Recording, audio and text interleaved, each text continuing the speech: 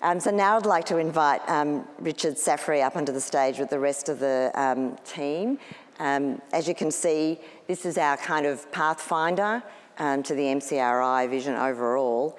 And now you're going to hear from Richard and others on the panel who are going to introduce themselves about that James Webb Telescope building of our data and the utility of it across campus. So please make them feel welcome.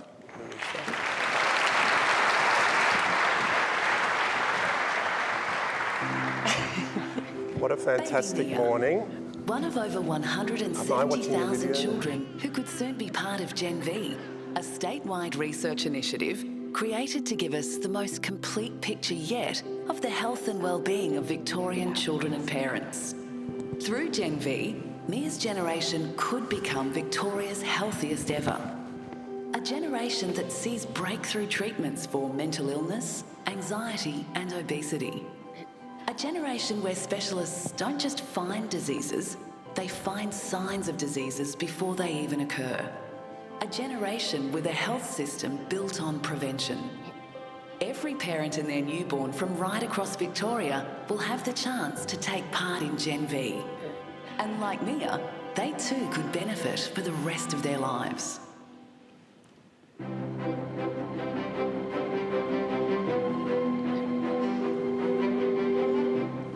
Terrific. I haven't seen Mia's story for some time. What a great session that was, Sharon. Absolutely. When you told me there was going to be 70 slides in 20 minutes, I thought that couldn't be done. When the pulsating slide was on, I thought throw in a bit of music and we've got an audition for the fifth wiggle.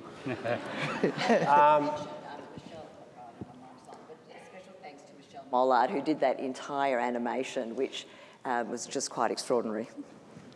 Let me introduce myself to those of you who don't know me. I'm sure I haven't worked with at least a couple of you. My name is Richard Saffrey. I run a lab of molecular immunity at MCRI, but I'm here in my role as Deputy Director of Biosciences for GenV.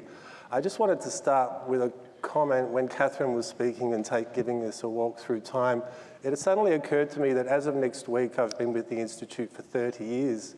And I sit here as someone who did a PhD in genetics, a postdoc in molecular and cellular biology, introducing a panel of multidisciplinary experts to talk about population health. So that just shows you how the Institute has evolved, and I think it's definitely a good sign for the future. So we heard from Meredith just a little bit before about the Lifecourse initiative and the strength of that. What we're going to do today is give you a little bit more of background of Lifecourse, and you just heard a little bit about GenV. There is the opportunity for questions, so there's microphones here and here, so feel free, and I will periodically look to see if anyone's standing there.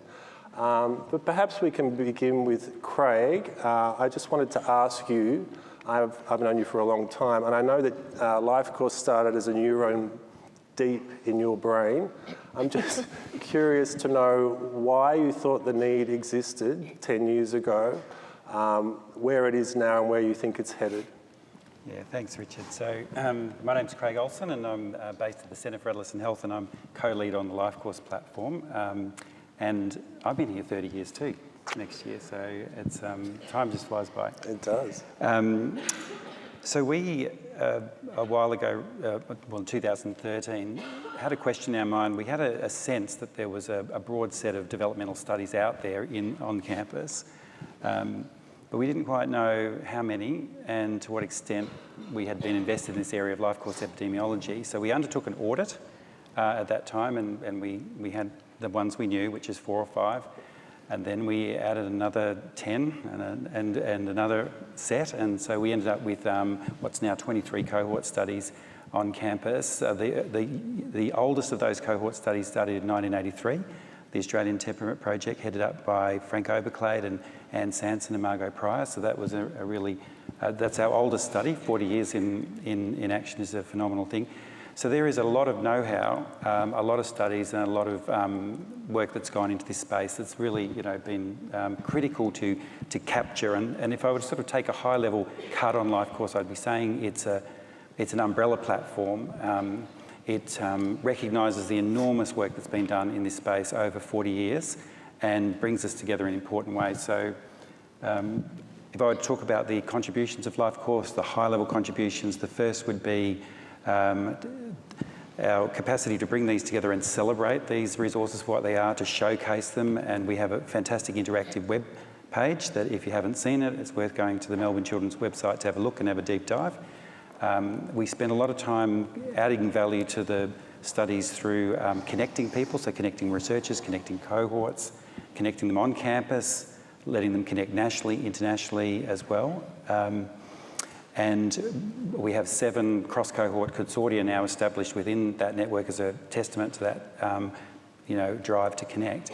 Our largest has 800,000 participants, crosses 17 cohorts, 7 countries, looking at inflammation and cardiovascular disease, and our longest brings together 5 cohort studies, intergenerational cohort studies, to study intergenerational transmission. And I think the last thing I would just mention is just the important role that Lifecourse has in advocating for this area. So advocating for the importance of using secondary data, importance of using existing data for secondary data analysis, and to advocate for the importance of enriching our cohorts with linked data and genomic data, and the importance of advocating for just the value of cohort studies and the funding structures that would support them. They are our national treasures, as Meredith said, and they're something to celebrate. They certainly are. And I think you underestimate how important they are, because when you started this, when I saw you in the old tea room with your Excel spreadsheet printed out, it covered 2 pages and 2 tables, sorry. And it was quite unique internationally, and since the development of Lifecourse, it's now become the model that's employed internationally to value add to quite expensive cohorts that were developed and being underutilised. You also mentioned genomics there, which I think is important, because that brings us to this idea of bringing biology to society. Do you want to comment a little bit on that? Only that, as we dug deeper into the various cohort studies, there was an enormous amount of genomics data available, which, with Will's help and Meredith's help and a whole lot of people's pitching in, we've now biobanked in the MCRI biobank, and it's available for looking at that most micro level of influence on child development. So it's there, and we should use it much more than we do, probably. Absolutely, 100% agree. I'm glad you mentioned this young man next to me, Will Siero, because Will, as well as being involved in the journey through Lifecourse, has been involved with myself and a few others with the monolithic GenV, which you've heard a little bit about today. It's been a long journey of over 10 years. I won't steal your thunder by telling you where we're at the moment, but I would like to hear from you, Will, about your perspectives on GenV, where we're at, and what you think the future holds for us in 10 seconds. Done. I do feel like the rose between 2 thorns, having only been here for 15 years, not 30. My journey with GenV actually started on a stage 11 years ago, almost to the day, at a meeting that Richard was at in Lyon. Sheena Riley was unwell and couldn't fly to present this big idea that we had. And so on my first GenV outing, I presented to all of the large national birth cohorts from around the world around this idea that we had. And other than having an out-of-body experience during that, I think the thing that blew me away was the response. I was helping facilitate and run that 2-day conference and workshop, and everybody came up and we spoke about it a lot, and they were blown away because we were sort of just talking about 5 things, and weirdly the 5 things I presented then are the 5 things that I would talk about now. It was the idea of a whole of population study that would enable everybody, no matter where they were born, what language they spoke, what background they had, what level of advantage or disadvantage they experienced, could take part. And amazingly, over the last couple of years, an incredible team of over 300 people have built the systems, the biobank, the processes, and 140 of those have walked around maternity wards in all of the maternity hospitals in Victoria, asking families to take part. 45,000 families have so far joined. There are still more joining, and 115,000 participants. it sort of blows my mind.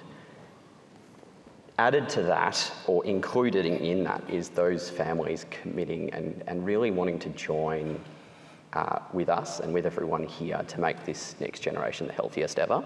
And they're doing that via providing their data in a multitude of ways for all of you to make the best use of it, to predict, prevent, treat, and develop and support the best services. They're enabling enduring linked data across services, the state government and the Commonwealth government. I don't know anybody who's worked in trying to link data, it's often a 5 to 10 year experience. We hope that you'll be able to just access that yourself nice and quickly. Adding to that, the data that is missing around child early development, the things that matter to families, and their higher quality of life measures. Building on that biology to society, linking and bringing together samples that are collected as a part of routine care right through pregnancy and early life. Adding to that samples in the perinatal period that will help us understand genetics, early life feeding and microbiome. And then really importantly, building a platform for many, many studies to be built on. And this is our collaborative studies, the opportunity for intervention, for registries, for sub-cohorts, and for many, many other types of projects that we all do. We know that no one study, no one design, that's what Lifecourse has shown us, is the perfect answer for every question. But a system whereby you can bring your ideas and we can look at how we can shape those and build them within the fabric of GenV. So far, we've got 14 studies doing this with us. 12 of them were funded by the NHMRC and MRFF to the tune of $30 million so far, with a success rate of above 33%, so above a third of the grants that go and get funded. 150 collaborators and co-participation across those separate studies and GenV. Thanks, Will. I do recall that meeting in Lyon, now that you've mentioned it, and in addition to the wonderful food, I recall that everybody there thought we were insane, and not just because we were Australian. And here we are 11 years later, and just starting actually. The next phase of GenV has commenced. Where is GenV headed?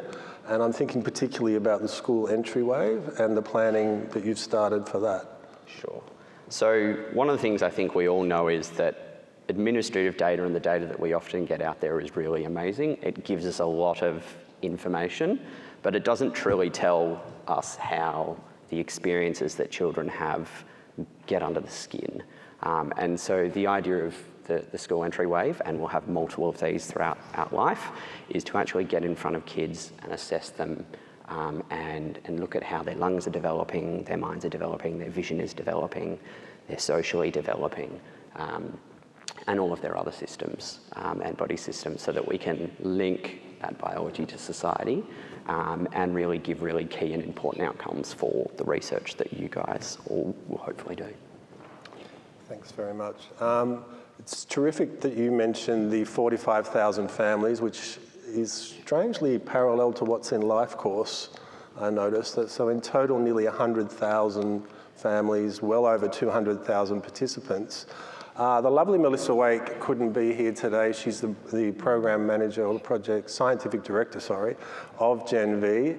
And one of the things Melissa had in mind right from the start for GenV was that it should be able to be used and used quickly. And I'm going to throw to Margie now, but remind everyone first that there are mics for questions. There must be some questions here. Not everyone can know everything. And there are no stupid questions. Well, we'll see. So Margie, tell us a little bit about your journey with GenV and how rapidly you were able to set up your study. Yeah, thanks, Richard. So I'm Margie Danchin. I'm the group leader of vaccine uptake. So I actually live in the infection, immunity and global health theme. And as I tell you about our journey with GenV, I really do invite you to think about how you might like to collaborate with GenV, because that's really what we want to discuss here today. So Will mentioned there were at least 14 projects, I think, that have collaborated and really leveraged off the extraordinary resources that GenV offers, and we're one example of that. So what was the problem we faced? At the start of last year, obviously going through COVID, it was very apparent that pregnant women were at much higher risk of severe COVID infection. So that's particularly admission to ICU, ECMO, mechanical ventilation, but also their infants were at higher risk of prematurity. Now, we know there'd been extraordinary global collaboration to produce the COVID vaccines that we had, particularly the extraordinary mRNA platform, the Pfizer and Moderna vaccines, but pregnant women were really reluctant to take them. The uptake of the vaccines in pregnancy was around 30%, maybe 50%, but much lower than the general population. And why was that? So we had really good short-term safety data for pregnant women, showing safety in pregnancy and in that early neonatal period. But we did not have safety data enabling us to reassure women about the longer-term impacts for children. We knew that women were most concerned about those sort of longer term impacts from a developmental and a health outcome for their infants and children, but they were also concerned about the mRNA platform.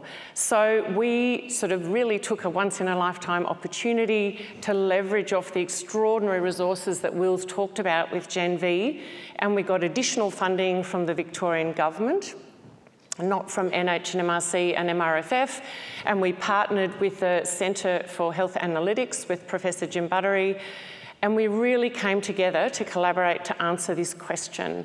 So what we're actually doing now is we're using linked data to be able to look at women who did not and did receive a COVID vaccine and an influenza vaccine in pregnancy, and use linked data to actually look at the longer-term health and developmental outcomes for children at least to 1 year and beyond.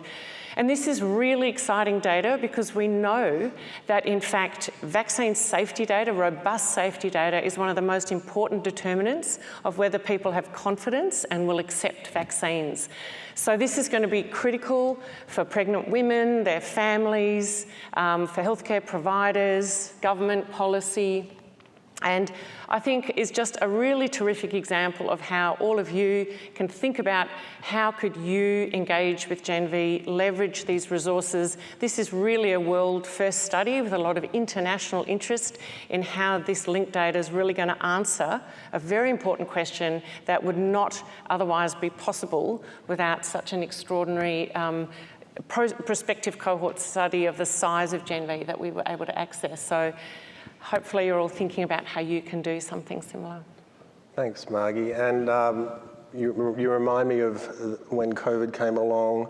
It happened to overlap almost exactly with when we were starting to recruit for GenV. And at the time, I recall, Sharon, you'll remember this, the panic, the mad panic, rolling out hundreds of recruiters in 58 hospitals in the middle of a global pandemic. It was not fun, to put it mildly, but it turned out to be absolutely internationally unique. And I think Margie's just given an example of how unique it is and the opportunities that it's provided internationally that otherwise wouldn't exist. And I'll also comment on the biobank, which I helped to build, that it's also full of hundreds of thousands of pregnancy serum and blood samples from those pregnancies. So there's lots of opportunities there beyond just the typical population health to team up with biologists, geneticists, and to really do something groundbreaking in this space. We've had to hurry on a little bit. We haven't had any questions, but I'm going to throw to Nirasha now, who keeps us all in line and reminds us all that what we do can be fun, but it also has to have meaning. And Nirasha, I wonder if you could comment on not only GenV, but also on Lifecourse and how they're viewed in your world externally and where you see the value in these internationally unique resources. Thank you for that. I'm Nirasha, I'm the Director of Innovation. I'm going to do a quick plug. We're really interested in all your new ideas, so please come and see us at the innovation booth in the morning tea and lunch times. For me, and you know, we've actually tested this in the market. So we've done some early market researches with industry stakeholders, everything from big pharma to digital health, to people who are looking at biologics and getting their, you know, and try to seek their feedback about the value of GenV and Lifecourse. And there were two really big areas that came out. And not surprisingly, it's already been mentioned, the breadth, the diversity and the novelty of the data. But the one I really want to highlight, and I'll come back to data, is actually the know-how. And it's not only know-how in GenV, but it's know-how from Lifecourse that obviously has come into Generation Victoria, but it's also the know-how in population health and the know-how in the Murdoch Children's Research Institute. And that actually value of how we do things, what we're doing, the leadership we show in trying to solve these problems is of interest to lots and lots of companies and people. And the questions that I've been asked is things like, how did you recruit so many people through a pandemic? What did you do differently when the whole world was stopping? How did you, you know, get materials for to cover 71 languages? Your data structure, the data custodianship that you're taking, the architecture, how you're managing that, bringing that all together. How do you get people to work together? We're even getting questions like that. And so really, that shows you the value that we actually have within the Murdoch and actually the difference that people see us making and they want to be part of that journey. Now I'm going to bring it back to the data. Absolutely with Generation Victoria, the fact that we're bringing genetic data, social data, clinical data, biological data, like all the types of data, whether it's structured, unstructured, you know, we're trying to do that and bring that together is of immense interest. And in particular, for the fact that when we do bring that together, not if, when we do bring that together, the opportunity to create a health intelligence ecosystem to provide early signals to the world of what we're seeing in our populations and that other people can use that data is immensely significant. So if we just take, and I'm going to use a simple example, the geospatial capabilities that we're building within GenV and actually probably everyone in the Murdoch can actually benefit from, that could create early signals for health and well-being in climate change. And actually not only just help health and well-being, but the entire social ecosystem of how we work as a society to help each other. So that's one of the examples. Certainly we've had interest from big pharma who see this opportunity for drug discovery, early drug discovery, and you know, they've asked us things like, and I hope I don't butcher the word, but you know, late onset Alzheimer's disease, and my understanding, looking at something like the apolipoproteins in there and seeing if, you know, if there is that sort of cohort in our Victorian population, could we do some early studies here? Or, you know, we could bring those sort of studies here or multi-generational sort of clinical trials. So that's some of the examples of the values that other industries are seeing. Thanks, Nirasha. You've raised so many points that I would love to talk to, as I'm sure everyone else would. I'd just like to compliment everyone here for being very quiet, because these people love to talk. And if you gave the 5 or 6 of us the chance, we would just sit here on the stage and talk all day, but we can't. We have a question from Catherine. Amazing, the potential of all of this. It's incredibly exciting, and I'd like, from the panel, what excites you most about the next 5 years from the Lifecourse and GenV perspective? I might throw that one to Margie because Margie's shown the most excitement today. Surprise, surprise. That's a great question, Catherine. I just think that the power that GenV offers is really extraordinary in terms of the potential to collaborate. Obviously, our specific project, I think, is just unbelievably exciting in terms of what it's going to offer internationally and answer a question that has not been able to be answered so far. So I think the innovation that GenV offers and the engagement with families across Victoria. I think the other thing that excites me personally about GenV is that we really are reaching many different families that are not otherwise reached in research. The attention to detail to reach many different culturally diverse and more disadvantaged families. So I love that equity lens, and I also love just the extraordinary teamwork across GenV in general. And I think one thing that COVID really showed us was the power of collaboration and people coming together and breaking down silos. So that's what excites me about GenV. Absolutely, very well said. And one question over here. I just want to congratulate you, the whole team for GenV, but I also agree with Margie in terms of collaboration with GenV. I'm one of the researchers, one of the 14 studies. But I'd like you maybe to talk a little bit about your principles of collaboration with GenV, because I think that needs to be known, otherwise everybody is going to ask us to collaborate. So what are your principles of collaboration so that everybody... Very good question, Val, and thank you for helping us develop those principles.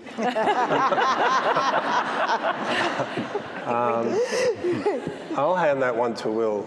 Great. I'm glad I've got them in the back of my mind somewhere. I'm actually going to take a step back. When we started GenV, we had some key, at that meeting... And you've got less than a minute, by the way. Easy. The year before, some key principles, and they were collaboration, inclusivity, oh dear. Sustainability, thank you. Low burden, systematization, and value. Thanks, Richard.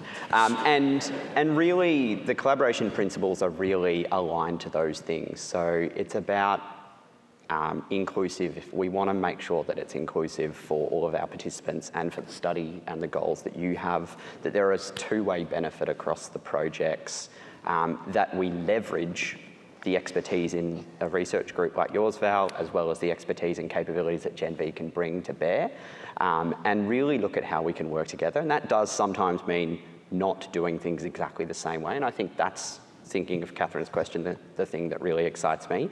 What's the big question that we can't ask currently in the ways that we're currently doing our work, but that we can do by using the huge resource within Lifecourse and the huge resources in GenV to ask that question that's just always been out of reach? We can ask any question, Will. It's answering that. That's Richard, could I add one thing to that? Margie? Can I just want to add, because I think one thing that we learnt collaborating with GenV that is really important is it does need to be a two-way benefit. Obviously, with such a valuable, albeit very large resource, we have to be very careful about research fatigue in the participants. So there are some rules which I think are important to understand, and maybe come and catch Will later about when you can engage with GenV and when you can't. But essentially that two-way benefit and building something that really can use the extraordinary power of linked data and the resources and everything that GenV is collecting to answer a big question, and generally ongoing rather than just a cross-sectional moment in time question. But I think, you know, to be fair, there are some rules. There are rules around studies that can collaborate. In many aspects of life, unfortunately. But also don't forget Lifecourse, because everything that was just said about GenV applies to Lifecourse, and Lifecourse has mountains of data already available. And just to wrap up, because I'm being given the look,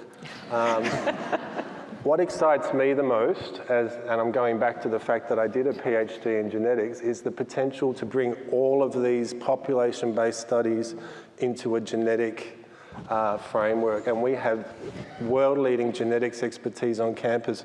We have all the samples, we have the relationships, we're developing the expertise, and we could very rapidly become a world leader in population-based genomics on the back of these mountains of data. So that's what excites me.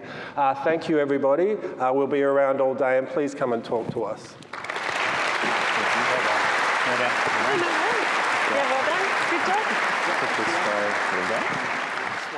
So as I get to the last word, and as you're all going out to coffee, I know I'm standing between you and coffee, I just want to read this quote out to you as a way of reflecting on the morning and reflecting on your role as researchers, but also reflecting on your role all as leaders. And this is by Don Berwick, which is kind of the guru in quality improvement in hospitals when we're busy killing people in hospitals, and apparently that gets quite a bit of attention. But I really want to do this as a call to action for every single one of you in the room today. And he says, it is the burden on good leadership to make the currently unthinkable thinkable, to question the obvious, to make the present systems unavailable as options for the future. The boundaries in our minds create fear about the consequences of crossing over to the undiscovered country. But the possibilities we really need do not lie on this side of our mental fences. And once crossed, these fences will look as foolish in retrospect as the belief of other times now often look to us. So on that note, and on that call to action, I want to thank all of my population health colleagues and friends for an extraordinary expose on the sort of work we do at this institute, and let you all get some coffee.